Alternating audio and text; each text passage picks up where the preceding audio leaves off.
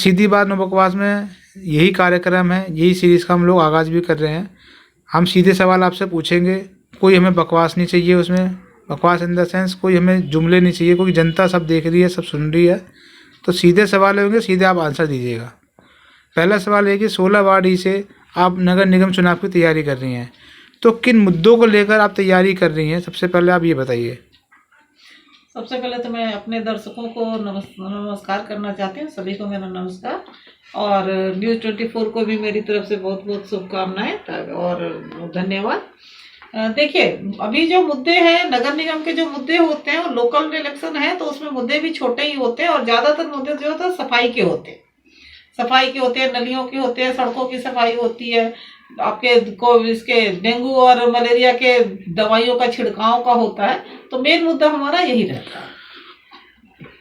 तो 16 वार्ड ई से आप अपने आप को बता रही हैं कि मैं चुनाव की टिकट की दावेदार हूँ, मुझे टिकट मिलनी चाहिए, और कुछ सर्वे करवाए गए थे जिसमें हमारे चैनल ने भी करवाया था, जिसमें आपका नाम सबसे आगे आगे जा रहा है।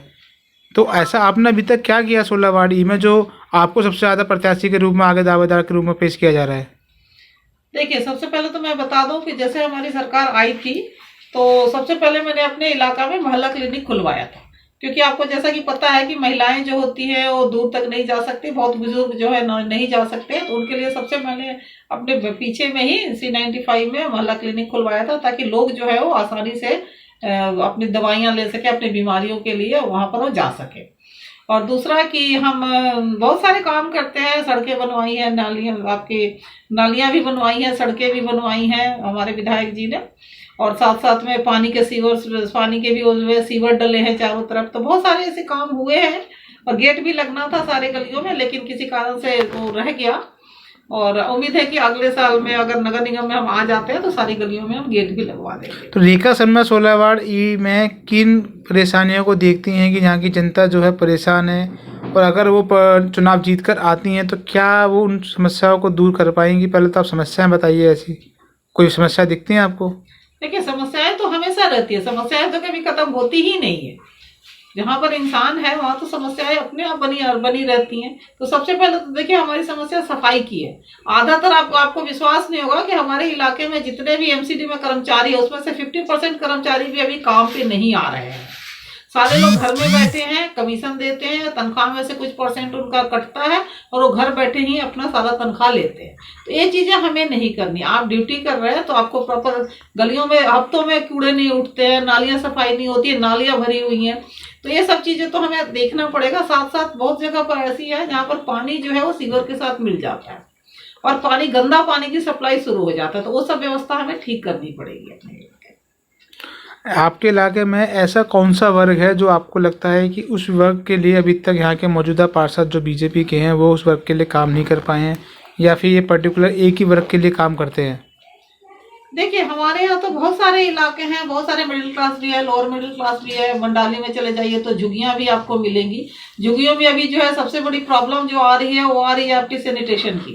वहाँ पर जो टॉयलेट बने हुए हैं वो बहुत 20-25 साल पुराने हैं और वो सारे टूटे पड़े हुए हैं, और इतना कोशिश करने के बाद भी नया नहीं लगाया जा पा रहा है। तो हम चाहते हैं कि सबसे पहले मेरा काम यही होगा कि हम झुग्गियों की जिंदगी, जो लोग नर्क की जिंदगी जीते हैं उसको हम ठीक करें, उनको हम सुधारें, उनको एक अच्छी जिंदगी जीने के लिए दें। और जहाँ भी गंदगी है, सफाई है, जो गंदगी की जो है हमारे एरिया में बिल्कुल साफ सुथरा होना चाहिए। आप झुग्गियों के लिए, आज आपने बात की, आप झुग्गियों के लिए बहुत काम करती आ रही हैं, शुरू से हम लोग भी देख रहे हैं इस बात को। तो अगर मान लीजिए आप निगम पार्षद बन जाती हैं तो आप उन झुग्गियों वालों के लिए क्या काम करेंगे? ऐसे कोई आपकी योजना है? प्लस अगर आप नहीं बनती तो क्या आप उनके लिए काम करना छोड़ देंगी? नहीं, देखिए, ऐसा नहीं है कि हम किसी के लिए काम करना छोड़ देंगे। हम तो काम नहीं है निगम पार्षद तभी भी हम उनके लिए काम कर रहे हैं और आगे भी हम काम करते रहेंगे।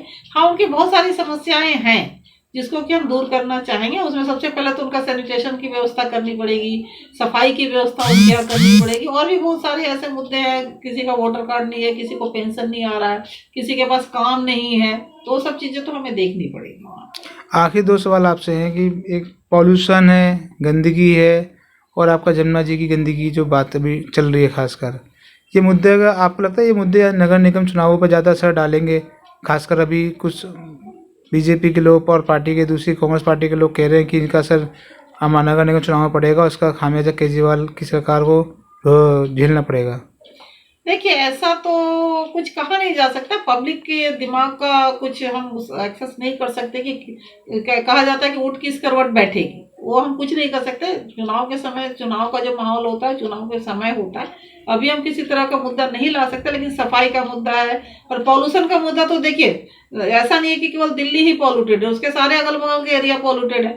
गाजियाबाद है आपका, नोएडा है, हरियाणा है, सभी पॉल्यूटेड है। लेकिन वो लोग जो है केवल शोर मचाते हैं कि दिल्ली पॉल्यूटेड है, दिल्ली को बदनाम करना चाहते हैं, दिल्ली की सरकार को बदनाम करना चाहते हैं, और कुछ भी नहीं है।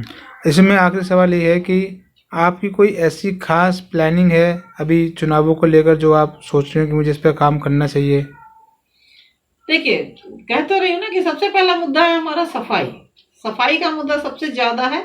उसके बाद और भी बहुत सारे मुद्दे हैं जिस पर हम धीरे धीरे एक एक करके काम करेंगे। दूसरा है कि हमारे यहाँ देखिए पार्किंग की व्यवस्था पार्किंग की व्यवस्था नहीं है, तो हर दूसरे दिन यहाँ पर लड़ाई होती है। कल ही हमारे पीछे में जो चौराहा है, वहां पर हमारे ही एक पार्टी के कार्यकर्ता है, उनको सर फोड़ दिया था मार करके, उनके घर के सामने पार्किंग गाड़ी पार्क कर दिया था, और ऊपर से उनको पीट मारा, उनके साथ पिटाई भी की, उनके साथ पूरे डैमेज के सब फोड़ दिया।